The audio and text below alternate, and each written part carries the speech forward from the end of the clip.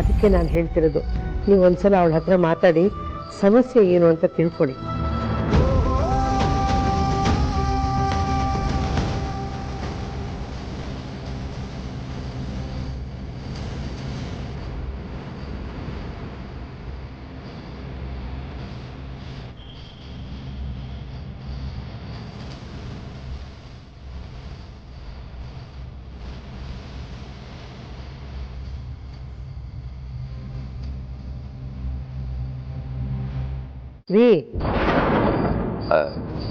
ಇಷ್ಟಕ್ಕೆಲ್ಲ ತಲೆ ಕೆಡಿಸ್ಕೊಳ್ಳೋ ಅಗತ್ಯ ಇಲ್ಲ ಪರಿ.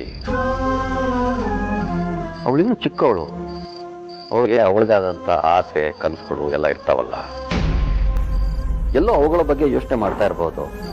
ಅದಕ್ಕೆ ಏನು ಎತ್ತ ಅಂತ ನಾವು ಹೋಗಿ ಕೇಳೋದಕ್ಕಾಗತ್ತಾ? ಏನ್ರಿ ಚಿಕ್ಕವಳು? ಅವಳ ಜೊತೆಗೆ ಓದ್ತಿದ್ದವರೆಲ್ಲ ಮದುವೆ ಮಾಡಿಕೊಂಡು ಸಂಸಾರ ಮಾಡ್ತಾ ಇದ್ದಾರೆ.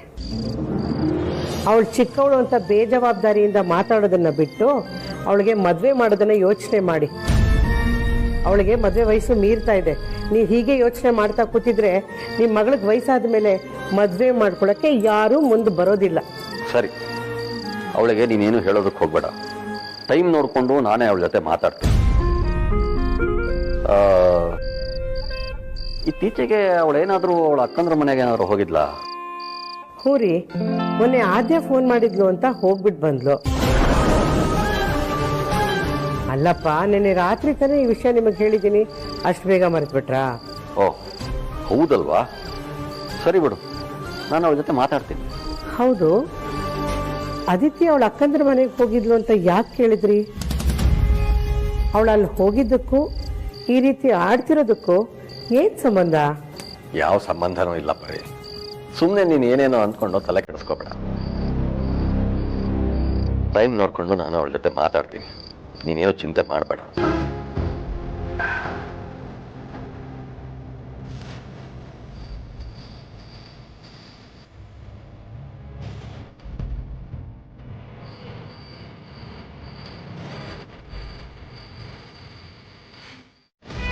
ನೀನು ಹೇಗೆ ದಿನಕ್ಕೆ 3 ಸಲ ಹೊರಗಡೆ ಹೋಗ್ತಾ ಇದ್ರೆ ಅಮ್ಮ ನೀನು ಎಲ್ಲಿಗೆ ಹೋದೆ, ಯಾಕೆ ಹೋದೆ ಅಂತ 108 ಪ್ರಶ್ನೆ ಮಾಡ್ತಾರೆ.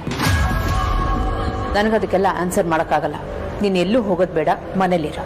ಬರೀ ನಿನ್ ಸೇಫ್ಟಿ ಮಾತ್ರ ನೋಡ್ಕೋಬೇಡ ಸುಹಾಸಿನಿ. ವೇದಾಂತ್ ಕೇಸಲ್ಲಿ ಪೊಲೀಸರು ತೇಜಸ್ನ ಹುಡುಕ್ತಿದಾರಂತೆ. ಪದೇ ಪದೇ ಮನೆಗೆ ಬಂದು ಟಾರ್ಚರ್ ಕೊಡ್ತಿದಾರಂತೆ. ಅದಕ್ಕೆ ಯಜಮಾನ್ರು ಅವನನ್ನ ಬೇರೆ ಊರಿಗೆ ಕಳಿಸ್ತಿದ್ದಾರೆ. ಹೋಗೋಕ್ಕಿಂತ ಮುಂಚೆ ನಾನು ಒಂದ್ಸಲ ಅವನನ್ನ ಮಾತಾಡ್ಸ್ಕೊಂಡು ಬರ್ತೀನಿ. ಯಾರಾದ್ರೂ ಏನಾದ್ರು ಕೇಳಿದ್ರೆ ಏನಾದ್ರೂ ನೆಪ ಹೇಳು. ಸರಿ, ಹೋಗ್ಬಾ. ಕೇಳಿದ್ರೆ ದೇವಸ್ಥಾನಕ್ಕೆ ಹೋಗಿದ್ದಾಳೆ ಅಂತ ಹೇಳ್ತೀನಿ. ಸರಿ, ನಾನು ಇನ್ನು ಬರ್ತೀನಿ. ಹಾಯ್ ಅತ್ತೆ. ವಾವ್, ನೀವು ನೆನ್ನೆ ಹಾಕೊಂಡಿದ್ದ ಡ್ರೆಸ್ಸಿಗೂ ಇವತ್ತು ಹಾಕೊಂಡಿರೋ ಡ್ರೆಸ್ಸಿಗೂ ಎಷ್ಟು ಕಾಂಟ್ರಾಸ್ಟ್ ಇದೆ ಗೊತ್ತಾ? ನೀವೇನೋ ಡಬಲ್ ಆಕ್ಟಿಂಗ್ ಮಾಡ್ತಿದ್ದೀರಾ ಅಂತ ಅನಿಸ್ತಾ ಇದೆ.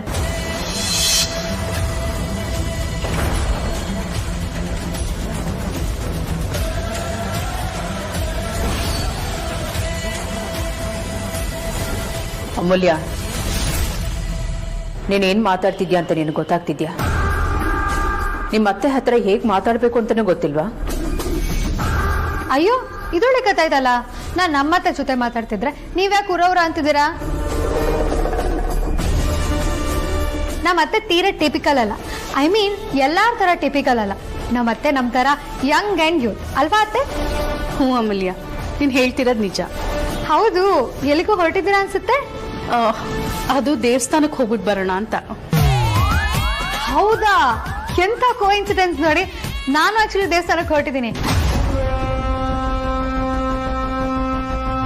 ಹಾಗೆ ಯಾವ ದೇವಸ್ಥಾನಕ್ಕೆ ಹೊರಟಿದ್ದೀರಾ?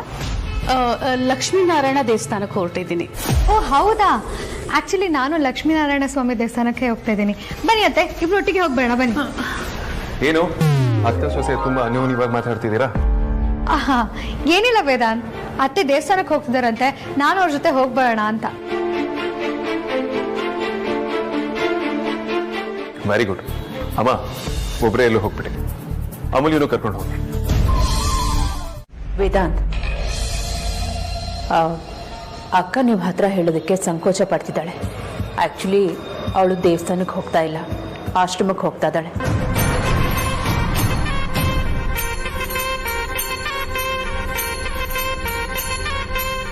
ಅವ್ರ ಫ್ರೆಂಡ್ನೆಲ್ಲ ನೋಡಿ ಮಾತಾಡ್ಸ್ಕೊಂಬರೋದಕ್ಕೆ.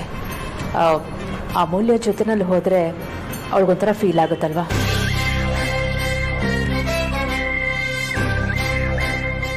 ಹೌದಾ ಅಮ್ಮ, ಇದ್ರಲ್ಲಿ ಮುಚ್ಚಿಡುವಂಥದ್ದು ಏನಿದೆ? ಯಾಕೆ ಇಷ್ಟೊಂದು ಫಾರ್ಮಾಲಿಟೀಸ್? ನೀವೊಬ್ಬರೇ ಹೋಗ್ಬನ್ನಿ. ಅಮೂಲ್ಯ, ನೀನು ದೇವಸ್ಥಾನಕ್ಕೆ ಹೋಗ್ಬೇಕು ಅಂತ ಹೇಳಿದ್ಯಲ್ಲ, ಒಬ್ಬಳೇ ಹೋಗ್ಬಾ. ಸರಿ ಅಮ್ಮ, ಬಾಯ್. ಸುಹಾಸಿನಿ, ನಾನು ಹೊರಡ್ತೀನಿ, ಲೇಟ್ ಆಗ್ತಾ ಇದೆ. ಸರಿ, ಬೇಗ ಬಂದ್ಬಿಡು. ನಿನ್ನ ಫ್ರೆಂಡ್ಸ್ ಎಲ್ಲ ಹೇಳಿದ್ರು ಅಂತ ಲೇಟ್ ಮಾಡಬೇಡ. ಸರಿ, ಬರ್ತೀನಿ.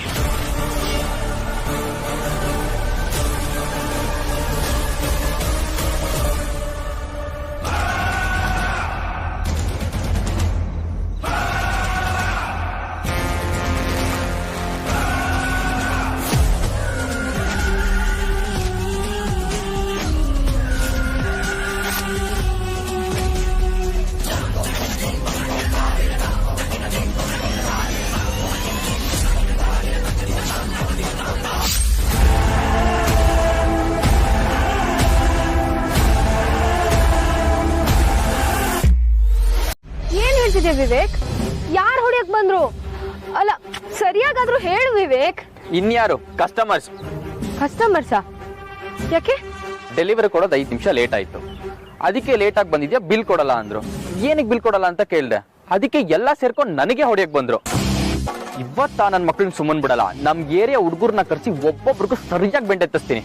ಇವತ್ ನಾನು ಅವರ ಅಂತ ಡಿಸೈಡ್ ಆಗ್ಬಿಡ್ಲಿ. ವಿವೇಕ್, ನಿಮ್ಮ ಅಪ್ಪ ಅಮ್ಮ ನಿನಗೆ ವಿವೇಕ್ ಅಂತ ಹೆಸರಿಟ್ಟಿದ್ದಾರೆ, ಆದ್ರೆ ನಿನಗೆ ಸ್ವಲ್ಪನೂ ವಿವೇಕನೇ ಇಲ್ಲ. ಅಲ್ಲ ಕಣೋ, ಅಟ್ಲೀಸ್ಟ್ ಹೆಸರಿಗಾದ್ರೂ ಮರ್ಯಾದೆ ಕೊಡಕ್ಕೆ ವಿವೇಕದಿಂದ ನಡ್ಕೊಳ್ಳೋ. ಹಾಗಂತ ಅವ್ರ ಹತ್ರ ಹೊಡ್ಸ್ಕೊಂಡ್ ಬರ್ಬೇಕಿತ್ತ? ನಾನ್ ನಿನಗ್ ಹೊಡ್ಸ್ಕೊಂಡ್ ಬರ್ಬೇಕಿತ್ತು ಅಂತ ಹೇಳ್ತಿಲ್ಲ, ಅವ್ರು ಮಾಡಿದ್ರು ಅಂತ ನೀನು ಹಾಗೆ ಮಾಡಕ್ ಹೋಗ್ಬೇಡ. ಅಂದ್ರೆ ನೀನೇನಾದ್ರೂ ಈ ಕಸ್ಟಮರ್ ಮೇಲೆ ಕೈ ಮಾಡಿದ್ರೆ ಕಂಪ್ನಿ ಎಂಪ್ಲಾಯಿ ತರ ಮಾಡ್ದ ಅಂತ ಇನ್ಸ್ಟಾಗ್ರಾಮ್ ಅಲ್ಲಿ, ಟ್ವಿಟರ್ ಅಲ್ಲಿ, ಸೋಷಿಯಲ್ ಮೀಡಿಯಾದಲ್ಲ ವೈರಲ್ ಮಾಡ್ಬಿಡ್ತಾರೆ. ಆಮೇಲೆ ಟ್ರೋಲ್ ಕೂಡ ಮಾಡ್ತಾರೆ. ಅದಕ್ಕೆ ಆ ತರ ಎಲ್ಲ ಯೋಚನೆ ಮಾಡೋದ್ ಬಿಟ್ಟು ಮೊದ್ಲು ಕೂಲ್ ಆಗಿರು, ಎಲ್ಲ ಸರಿ ಹೋಗುತ್ತೆ. ಅಂಜಲಿ, ನಾನ್ ಬೇಗ ಡೆಲಿವರಿ ಮಾಡ್ಬೇಕು ಅಂತಾನೆ ಹೋಗ್ತೀನಿ, ಆದ್ರೆ ಏನ್ ಮಾಡ್ಲಿ, ಕೆಲವೊಂದ್ಸತಿ ಲೇಟ್ ಆಗುತ್ತೆ. ಬಟ್ ಈ ಕಸ್ಟಮರ್ಸ್ ಯಾರು ಅದನ್ನ ಅರ್ಥ ಮಾಡ್ಕೊಳ್ಳಲ್ಲ, ಹಾರ್ಶ್ ಆಗಿ ಬಿಹೇವ್ ಮಾಡ್ತಾರೆ. ನನ್ಗೂ ಸಿಟ್ಟು ಬರುತ್ತೆ, ನಾನು ಏನಾದ್ರು ಅಂದ್ಬಿಡ್ತೀನಿ. ಇದನ್ನೇ ಒಂದ್ ರೀಸನ್ ಆಗಿ ಇಟ್ಕೊಂಡು ಮ್ಯಾನೇಜರ್ ಹತ್ರ ಹೋಗಿ ಕಂಪ್ಲೇಂಟ್ ಮಾಡ್ತಾರೆ. ಆ ಮ್ಯಾನೇಜರ್ಗೂ ನನ್ಗೂ ಫಸ್ಟ್ ಆಫ್ ಆಲ್ ಆಗ್ ಬರಲ್ಲ. ಅವ್ನ್ ಇಂಥವೇನಾದ್ರೂ ರೀಸನ್ ಸಿಗ್ಲಿ ಅಂತಾನೆ ಕಾಯ್ತಾ ಇರ್ತಾನೆ ನನ್ನ ಕೆಲ್ಸದಿಂದ ಹೊರಗಾಕಕ್ಕೆ. ಅವನೇನ ಹೊರಗಾಕೋದು ನನಗೆ ಒಂದೊಂದ್ಸಲ ಅನ್ಸುತ್ತೆ, ಕೆಲ್ಸ ಬಿಟ್ಟು ಹೋಗ್ಬಿಡೋಣ ಅಂತ. ಆದ್ರೆ ಏನ್ ಮಾಡ್ಲಿ, ಕಮಿಟ್ಮೆಂಟ್ಸ್. ನಿನ್ ಹತ್ರ ನಿಜ ಹೇಳ್ತೀನಿ, ನನ್ಗೆ ಈ ಕೆಲ್ಸ ಮಾಡಕ್ಕೆ 1% ಕೂಡ ಇಂಟ್ರೆಸ್ಟ್ ಇಲ್ಲ.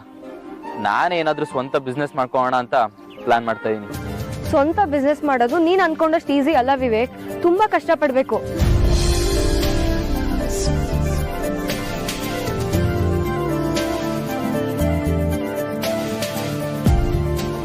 ಬಾ, ನೀವ್ ಹೇಳ್ತಿರೋದ್ ಕೇಳ್ತಿದ್ರೆ ಹಿಂಗೆಲ್ಲ ಇದೆಯಾ ಅಂತ ಅನ್ನಿಸ್ತಿದೆ. ಒಂದ್ ಐಡಿಯಾ, ಈ ಕೆಲ್ಸ ಎಲ್ಲ ಬಿಟ್ಬಿಟ್ಟು ನೀವು ಮೋಟಿವೇಶನ್ ಕ್ಲಾಸ್ ಇಲ್ಲ ಕೌನ್ಸಿಲಿಂಗ್ ಓಪನ್ ಮಾಡ್ಕೊಂಡ್ಬಿಡಿ. ಏನ್ ಜೋಕಾ? ಇಲ್ಲ ಅಂಜಲಿ ಅವರೇ, ನೀವ್ ಆ ಲೆವೆಲ್ ಕೌನ್ಸಿಲಿಂಗ್ ಮಾಡ್ತೀರಾ ಅಂತ ಹೇಳೋಕ್ ಬಂದೆ. ಇಡೀ ಪ್ರಪಂಚದಲ್ಲಿ ಡೆಲಿವರಿ ಬಾಯ್ ಕೆಲ್ಸದ ಮುಂದೆ ಯಾವ ಕೆಲ್ಸಲೂ ಇಲ್ಲ ಅನ್ನೋ ತರ ಇದೆ.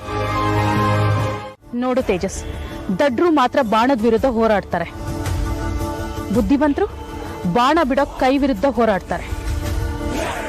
ಇವಾಗ ನಿನ್ಗೆ ಹೇಗಿದ್ರು ಮುಂದೆ ಏನ್ ಮಾಡ್ಬೇಕು ಅಂತ ನಿನ್ಗೆ ಗೊತ್ತಾಗಿದೆಯಲ್ವಾ? ತಲೆ ಕೆಡಿಸ್ಕೋಬೇಡ, ಅವನನ್ನ ಮುಗ್ಸೋದಿಕ್ಕೆ ಇನ್ನೊಂದು ಚಾನ್ಸ್ ಸಿಕ್ಕೇ ಸಿಗುತ್ತೆ.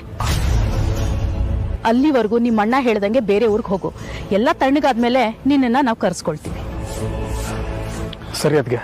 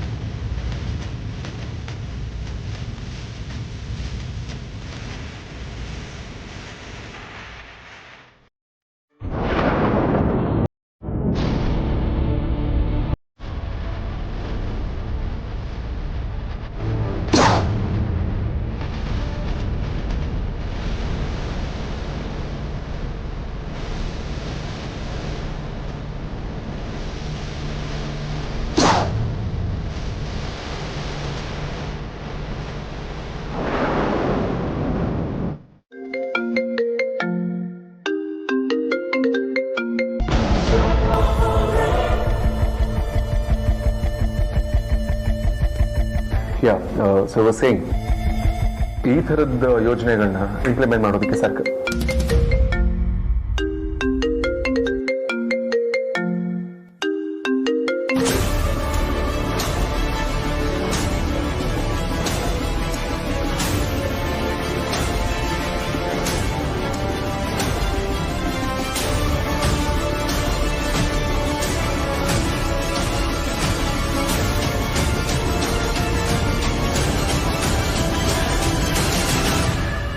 ಮೊದ್ಲೆಲ್ಲ ರೌಡಿ ಮೇಡಮ್ ಕಾಲ್ ಮಾಡಿದ್ರೆ ಒಂದೇ ರಿಂಗ್ಗೆ ಎತ್ಕೋತಿದ್ರು. ಈಗ ಎರಡೆರಡು ಸಲ ಮಾಡಿದ್ರು ರಿಸೀವ್ ಮಾಡ್ತಿಲ್ಲ. ಏನ್ ಜಗಳ ಮಾಡ್ಕೊಂಡಿರ್ಬೋದಾ?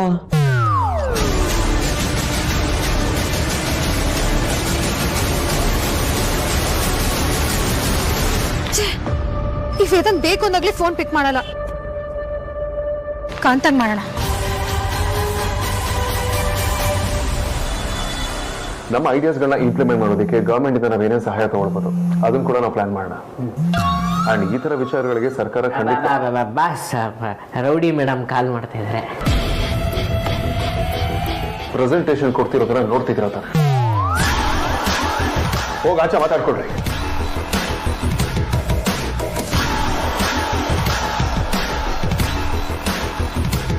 Such an idiot.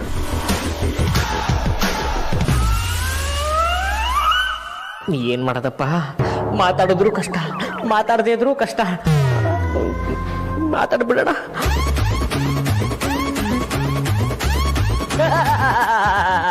Rowdy madam. Hello, ಯಾಕ್ರಿ ನಿಮ್ ಬಾಸ್ ಫೋನ್ ತೆಗಿತಿಲ್ಲ? ಏನ್ ಬಂದಿದೆ ಅಂತ ದೊಡ್ಡ ರೋಗ? ನಿಮ್ ಗಂಡನ ಬಗ್ಗೆ ನನಗಿಂತ ಚೆನ್ನಾಗಿ ನಿಮ್ಗೆ ಗೊತ್ತಿರ್ಬೇಕಲ್ವಾ ಮೇಡಮ್? ನಾನು ಅರ್ಜೆಂಟ್ ಒಂದ್ ಜೊತೆ ಮಾತಾಡ್ಬೇಕು, ಫೋನ್ ಕೊಡಿ. ಫೋನ್ ಕೊಡ್ಬೇಕಾ? ಒಂದ್ ನಿಮಿಷ ಮೇಡಮ್.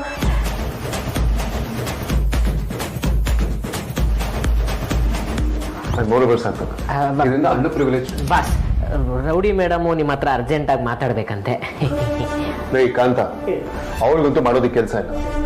ಕೆಲ್ಸದ ಟೈಮಲ್ಲಿ ಏನ್ ಮಾತಾಡ್ಬೇಕು ಏನ್ ಮಾತಾಡ್ಬಾರ್ದು ಅನ್ನೋ ಜ್ಞಾನ ಇಲ್ಲ ನಿಮ್ಗೆ. ಅವಳು ಮೊಳೆ ಹೊಡೆಯೋದಕ್ಕೆ ಸರಿಯಾಗಿದ್ದಾಳೆ. ಹೋಗಿ ನೀವೇ ಓಡಿಸ್ಕೊ, ಹೋಗಿ ಹೋಗ್ರಿ.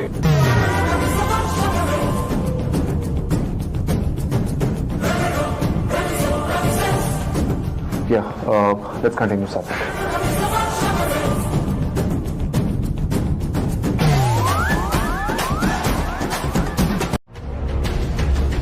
ನೀವ್ ಎಲ್ಲಾದ್ರೂ ಹೋಗಿ ಏನಾದ್ರೂ ಮಾಡಿ, ಆದ್ರೆ ತೀರಾ ಕ್ರಿಮಿನಲ್ಸ್ ನ ಮೀಟ್ ಮಾಡೋದಕ್ಕೆ ಹೋಗ್ಬಾರ್ದು ಅನ್ನೋದಷ್ಟೇ ನನ್ನ ಕನ್ಸರ್ನ್.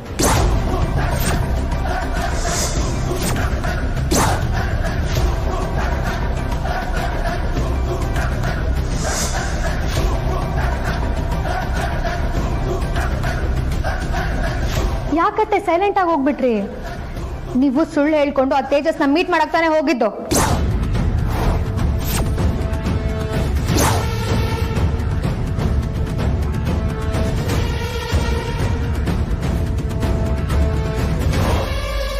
ಅಲ್ಲ ಅತ್ತೆ, ಆ ಕಂತ್ರಿಗೂ ನಿಮಗೂ ಏನ್ ಸಂಬಂಧ ಅಂತೀನಿ. ಅವನ ಹತ್ರ ಯಾಕೆ ಮಾತಾಡಕ್ ಹೋಗಿದ್ರಿ? ಅಮೂಲ್ಯ, ಮಾತಿನ ಮೇಲೆ ನಿಗಾ ಇರ್ಲಿ. ತೇಜಸ್ ಅನ್ನೋನು ಯಾರು ಅಂತಾನೆ ನನಗೆ ಗೊತ್ತಿಲ್ಲ. ನಾನು ಯಾರನ್ನು ಮೀಟ್ ಮಾಡಿಲ್ಲ. ನಾನು ದೇವಸ್ಥಾನದಿಂದ ಡೈರೆಕ್ಟ್ ಆಗಿ ಇಲ್ಲಿಗೆ ಬರ್ತಾ ಇರೋದು. ನೀನ್ ಬೇರೆ ಯಾರನ್ನೋ ನೋಡಿ ಕನ್ಫ್ಯೂಸ್ ಮಾಡ್ಕೊಂಡಿದ್ಯಾ ಅನ್ಸುತ್ತೆ. ನೋಡು ಅಮೂಲ್ಯ, ನನ್ಗಿದೆಲ್ಲ ಇಷ್ಟ ಆಗಲ್ಲ. ಪ್ಲೀಸ್ ಈ ತರ ಎಲ್ಲ ಮಾತಾಡ್ಬೇಡ. ಮರ್ತೋಗೋದಕ್ಕೆ ನನಗೆ ವಯಸ್ಸಾಗಿಲ್ಲ ಅತ್ತೆ. ನನ್ನ ಕಣ್ ಚೆನ್ನಾಗೇ ಇದೆ. ನನ್ನ ಕಣ್ಣಾರ ನೋಡಿರೋದಕ್ಕೆ ಹೇಳ್ತಾ ಇರೋದು. ಅವನಿಗೂ ನಿಮ್ಗೂ ಏನ್ ಸಂಬಂಧ? ಅಮೂಲ್ಯ, ನಿನ್ನ ಹತ್ರ ಏನ್ ಸಾಕ್ಷಿ ಇದೆ ಅಂತ ಈ ತರ ಆರೋಪ ಮಾಡ್ತಾ ಇದ್ಯಾ? ಓಹ್, ನಿಮಗೆ ಸಾಕ್ಷಿ ಬೇಕಾ? ಆಯ್ತು, ಹೇಳ್ತೀನಿ, ಕೇಳಿಸ್ಕೊಳ್ಳಿ.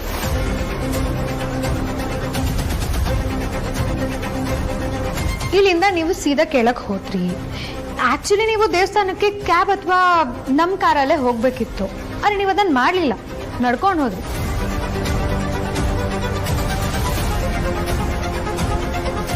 ನಡ್ಕೊಂಡು ಎಷ್ಟು ದೂರ ಹೋದ್ರಿ? ಒಂದು ಸುಮಾರು 500ರಿಂದ 600 ಮೀಟ್ರು, ಕರೆಕ್ಟ್? ಅಲ್ಲೊಂದು ದೊಡ್ಡ ಗ್ರೌಂಡ್.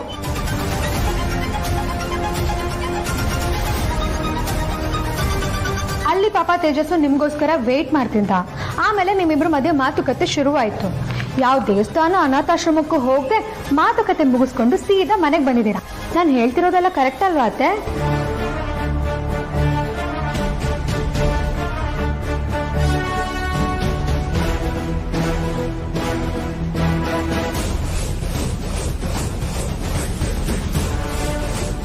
ನೋಡು, ನಾನು ನಡ್ಕೊಂಡು ಹೋಗಿದ್ ನಿಜ, ಆದ್ರೆ ನಾನು ಯಾರು ಮೀಟ್ ಮಾಡಕ್ ಹೋಗಿಲ್ಲ. ಓ ಹೌದಾ, ಒಂದ್ ನಿಮಿಷ. ಹಾಗಾದ್ರೆ ಇದೇನು?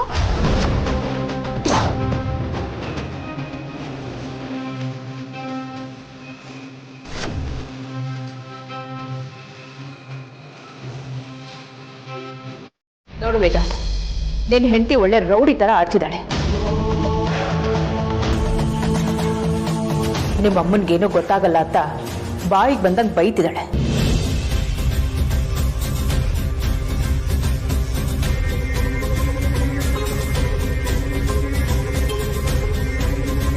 ಇವಳನ್ನ ಮನೆ ಬಿಟ್ಟು ಹೋಗು ಅಂತ ಆಚೆ ತಳ್ತಿದ್ದಾಳೆ.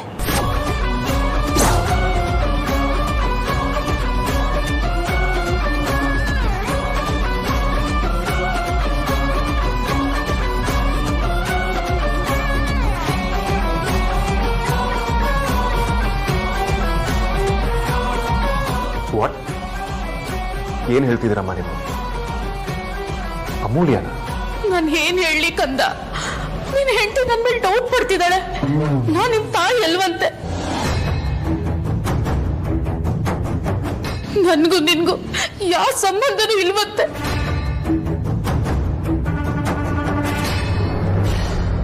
ಅದಕ್ಕೆ ನನ್ನನ್ನ ಮನೆಯಿಂದ ಆಚೆ ಹೋಗೋತ ನನ್ನನ್ನ ತಳ್ಬಿಟ್ಲು. ನಾನು ಇಲ್ಲಿಗೆ ಬಂದಿದ್ದೆ ತಪ್ಪನ್ಸುತ್ತೆ. ನಾನು ಮತ್ತೆ ಆಶ್ರಮಕ್ಕೆ ಹೋಗ್ಬಿಡ್ತೀನಪ್ಪ.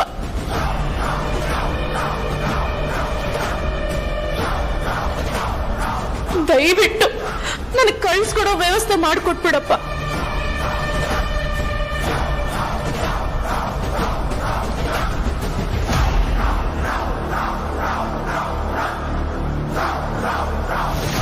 ವೇದಾಂತ್, ಇವ್ರ ಮಾತು ನಂಬೇಡ. ನೀನ್ ಅನ್ಕೊಂಡಂಗೆ ಇವರಿಬ್ರು ಒಳ್ಳೆಯವರಲ್ಲ. ನೋಡಿದೆ ವೇದಾಂತ್, ಕೊನೆಗೂ ಇವಳ ಬಾಯಿನಲ್ಲಿ ಅದೇ ಮಾತು ಬಂತ. ವೇದಾಂತ್, ಒಂದ್ ನಿಮಿಷ. ಇವ್ರನ್ನ ನಂಬೇಡ. ಇವರು ನಯವಂಚಕರು, ಚೀಟರ್ಸ್. ದೊಡ್ಡ ಪ್ಲಾನ್ ಮಾಡ್ಕೊಂಡಿದ್ದಾರೆ. ನೋಡಿಲಿ. ಅಮೂಲ್ಯ,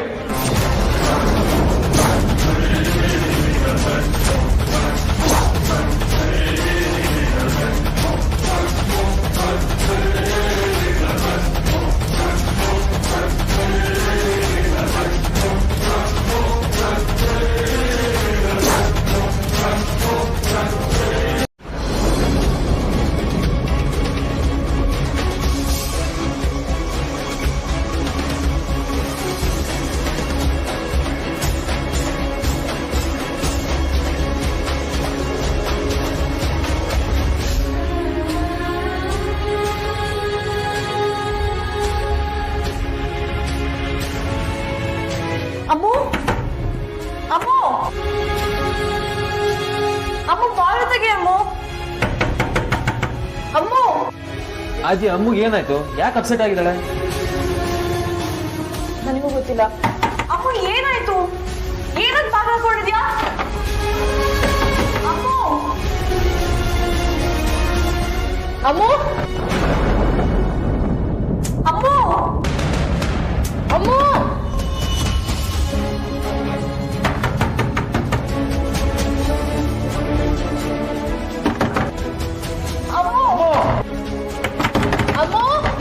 ಅಮ್ಮೋ,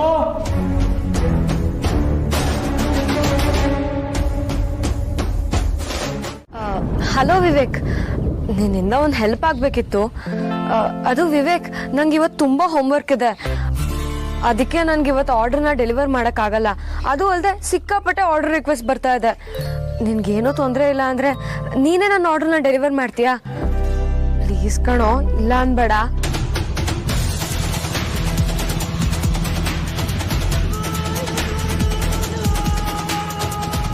ಒಂದ್ ನಿಮಿಷ ಇರು, ಕಾಲ್ ಮಾಡ್ತೀನಿ. ಅಕ್ಕ, ಬಾ ಬಾ ಬಾ. ಅಮ್ಮ, ಅಪ್ಪ, ಅದಿತಿ ಅಕ್ಕ, ಬೇಗ ಬನ್ನಿ. ಅಮ್ಮ ಅಕ್ಕ ಬಂದಿದ್ದಾಳೆ. ಬಾ ಬಾ ಬಾ.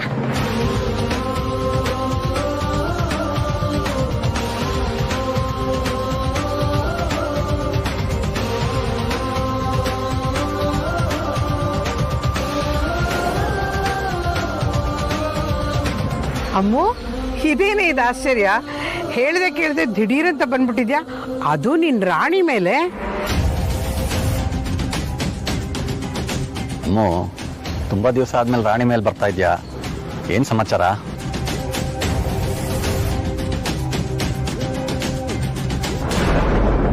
ಇದೇನೆ ಲಗೇಜ್ ಬೇರೆ ತಗೊಂಡ್ಬಂದಿದ್ಯಾ, ಏನಿದೆ ಇದ್ರಲ್ಲಿ?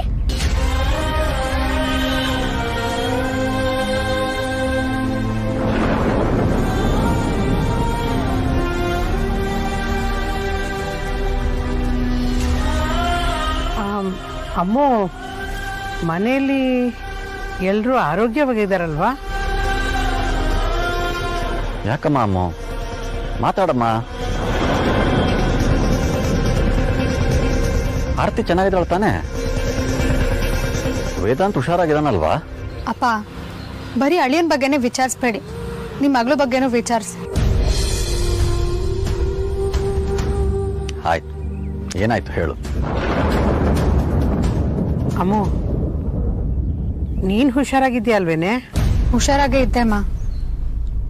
ಆದ್ರೆ ಇವತ್ತು ವೇದಾಂತ್ ನನಗೆ ಕೈ ಮಾಡೋದಕ್ಕೆ ಬಂದಿದ್ರು.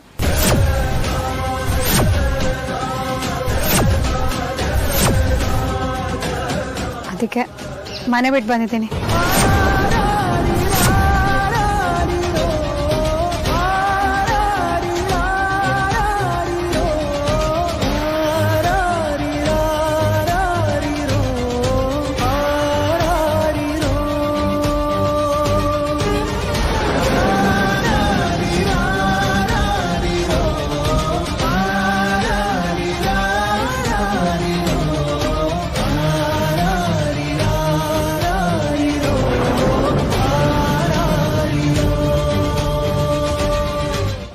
ಈಗ ಅದಿತಿನ ಮತ್ತೆ ನನ್ನನ್ನು ತಗೊಂಡ್ರೆ ನಮ್ಮಿಬ್ಬರನ್ನ ಈಸಿಯಾಗಿ ನಿಮ್ಮ ಮಕ್ಕಳು ಅಂತ ಹೇಳ್ಬೋದು. ಯಾಕಂದರೆ ಎಲ್ಲೋ ಒಂದು ಕಡೆ ನಿಮ್ಮ ಸ್ವಭಾವ ಗುಣಗಳು ನಮಗೂ ಬಂದಿರುತ್ತೆ. ಆದರೆ ವೇದಾಂತ್ ತಮ್ಮ ಅಂತ ಹೇಳ್ಕೊಂಡು ಬಂದಿರೋರಿಗೂ ವೇದಾಂತಿಗೂ ಯಾವ ಸಂಬಂಧನೂ ಇಲ್ಲ ಅನಿಸ್ತಿದೆ ಅಮ್ಮ. ನಮ್ಮ ಮನೇಲಿ ವೈಜಯಂತಿ ಅಮ್ಮ ಇದ್ದಾರಲ್ಲ, ಅವ್ರನ್ನ ಬೇಕಿದ್ರೆ ವೇದಾಂತ್ ಅಮ್ಮ ಅಂತ ಹೇಳ್ಬಿಡ್ಬೋದು.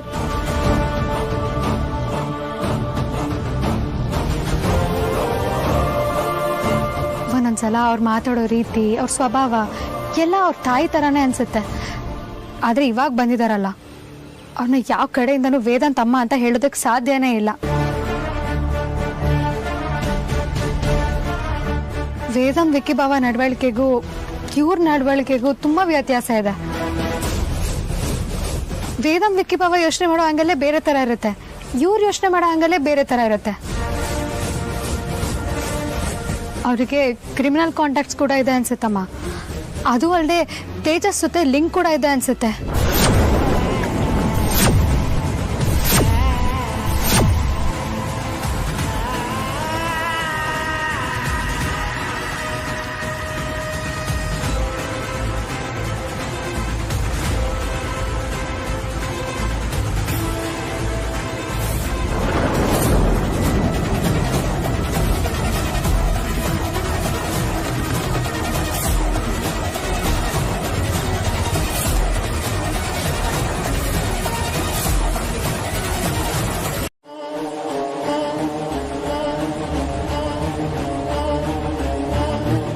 ಇನ್ನು ನಾನು ಅವ್ರ ಅಮ್ಮನ ಬಗ್ಗೆ ಏನು ಹೇಳೇ ಇರಲಿಲ್ಲ.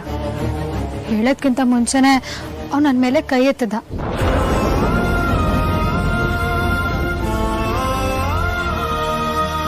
ಅವನಿಗೆ ಅವ್ರ ಅಮ್ಮನೇ ಇಂಪಾರ್ಟೆಂಟು. ಅವ್ರ ಅಮ್ಮ ಹೇಳಿದ್ದೆ ವೇದವಾಕ್ಯ. ಅಮ್ಮನ ವಿಷಯದಲ್ಲಿ ಯಾರು ಏನು ಹೇಳಿದ್ರು ಅವ್ನು ಕೇಳಲ್ಲ. ನನ್ನ ಮೇಲೆ ಕೈ ಮಾಡಕ್ ಬರ್ತಾನೆ. ಅದಕ್ಕೆ ಕೋಪ ಬಂದು ಮನೆ ಬಿಟ್ಟು ಬಂದಿದ್ದೇನೆ. ಅಮ್ಮು, ವೇದಾಂತ್ ನಿನ್ ಮೇಲೆ ಕೈ ಮಾಡಿದ ತಪ್ಪು, ಅದನ್ನ ನಾನು ಒಪ್ಕೋತೀನಿ. ಆದ್ರೆ ಅಷ್ಟು ಸಣ್ಣ ವಿಷಯಕ್ಕೆ ನೀನ್ ಮನೆ ಬಿಟ್ಟು ಬರೋದು ಅಷ್ಟು ಸರಿ ಇಲ್ಲ ಅನ್ಸುತ್ತೆ. ಎಷ್ಟೇ ಆದ್ರೂ ನೀನ್ ಗಂಡ ಕಣೆ. ಹೌದಮ್ಮ, ಹೆಣ್ಮಕ್ಳು ಗಂಡನ ಮನೆಯಲ್ಲಿ ತಗ್ಗಿ ಬಗ್ಗೆ ನಡೆಯೋದನ್ನ ಕಲ್ತ್ಕೋಬೇಕು. ಎಲ್ಲದಕ್ಕೂ ಅಡ್ಜಸ್ಟ್ ಮಾಡ್ಕೊಂಡು ಹೋಗ್ಬೇಕು. ಇಂಥ ಸಣ್ಣ ಪುಟ್ಟ ವಿಚಾರಗಳಿಗೆಲ್ಲ ತಲೆ ಕೆಡಿಸ್ಕೋಬಾರ್ದು. ನಡಿ, ನಾನೇ ನಿನ್ನ ಮನೆಗೆ ಬಿಟ್ಬಿಟ್ಟು ಬರ್ತೀನಿ. ಇಲ್ಲಪ್ಪ, ಅವನಾಗೆ ಬಂದು ನಾನು ಮಾಡಿದ ತಪ್ಪಾಯ್ತು ಅಂತ ಸಾರಿ ಕೇಳೋವರೆಗೂ ನಾನು ಹೋಗಲ್ಲ.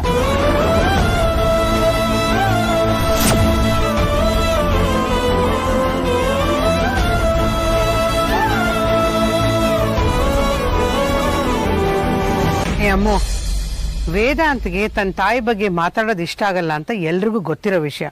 ಅಂಥದ್ದು ಹೆಂಡತಿಯಾಗಿ ನಿನಗೆ ಗೊತ್ತಿಲ್ವಾ?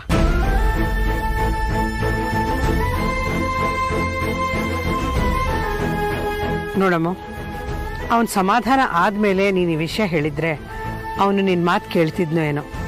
ಆದರೆ ನೀನು ದುಡುಕಿ ತಪ್ಪು ಮಾಡಿದೆ ಅಂತ ನನಗೆ ಅನ್ನಿಸ್ತಾ ಇದೆ.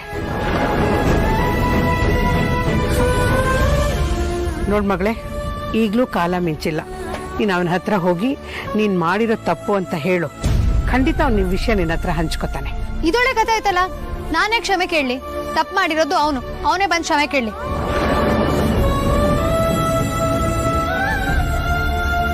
ನಾನ್ ಮಾತ್ರ ಯಾವುದೇ ಕಾರಣಕ್ಕೂ ಅವನ ಮುಂದೆ ತಲೆ ತಗ್ಸಲ್ಲ. ಅಪ್ಪ, ನೀವು ನಾನು ಮಾಡಿ ತಪ್ಪು ಅಂತ ಹೇಳ್ತೀರಾ? ಹಾಗೇನಾದ್ರೂ ನಾನು ಮಾಡಿದ್ದು ತಪ್ಪು ಅಂತ ಹೇಳಿ, ನಾನು ನಿಮ್ಮ ಮನೆಗೆ ಬರಲ್ಲ. ಯಾವ್ದಾದ್ರು PG ಮಾಡ್ಕೊಂಡಿರ್ತೀನಿ. ಹಾಕ್ತೀನಿ ನೋಡು. ಬರೀ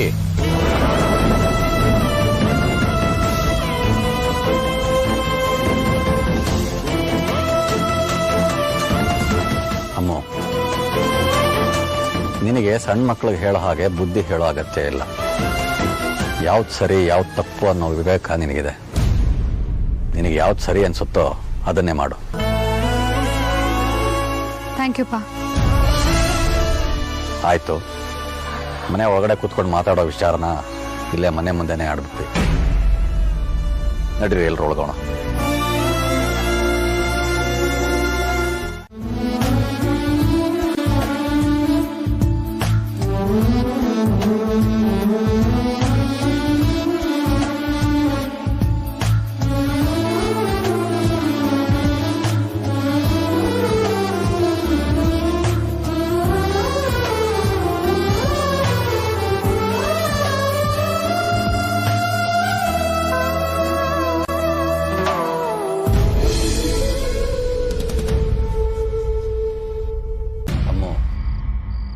ಇಷ್ಟು ಚಿಕ್ಕ ಚಿಕ್ಕ ವಿಷಯಗಳಿಗೆಲ್ಲ ತಲೆ ಕೆಡಿಸ್ಕೊಂಡ್ರೆ ಹೇಗೆ?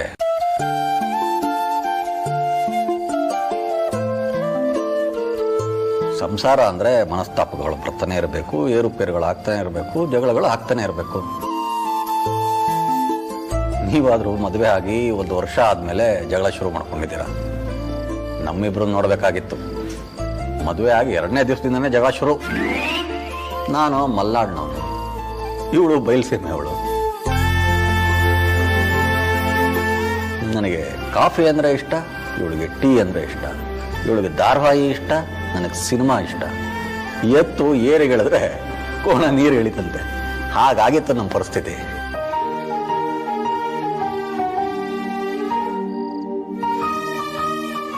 ಆಗ ನಮ್ಮಿಬ್ರು ನಡುವೆ ಇಷ್ಟೆಲ್ಲ ಪ್ರೀತಿನೇ ಇರಲಿಲ್ಲ. ಪ್ರೀತಿ ಇರಲಿ, ಹೊಂದಾಣಿಕೆನೇ ಇರಲಿಲ್ಲ.